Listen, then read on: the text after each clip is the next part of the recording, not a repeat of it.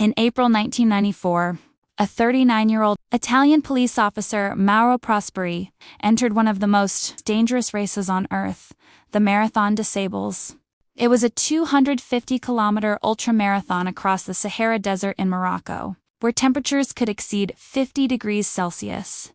Runners had to carry their own supplies and navigate through endless sand dunes using distant markers. Mauro was experienced, disciplined, and mentally strong. By the fourth day, he was doing well and staying on course. But then, everything changed. A massive sandstorm suddenly hit. The wind roared violently, and sand filled the air so thick he could barely see. The markers disappeared. The sky turned dark with dust. Instead of stopping and waiting, Mauro made a critical mistake.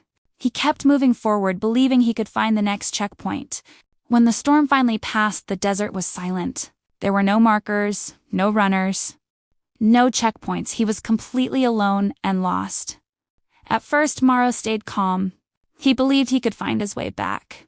But every direction looked the same.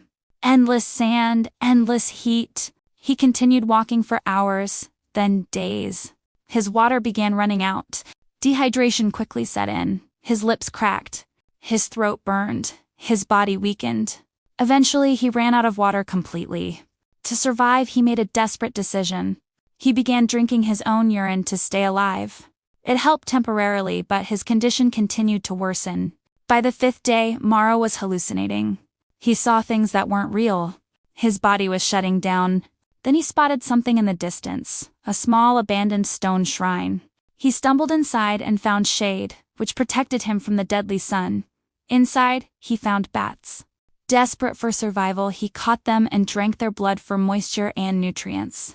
He stayed there for days, conserving energy, but eventually he knew if he stayed, he would die. So he made himself get up and walk again. Weak and starving, severely dehydrated, he walked for days without knowing where he was going. Finally, on the 9th day, Mauro saw movement. It was a group of desert nomads. They rushed to help him. He had lost over 18 kilograms. His body was severely dehydrated. His skin was burned, but he was alive.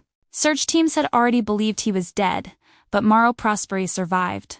He had walked over 290 kilometers, lost in one of the harshest environments on Earth. His survival was not luck.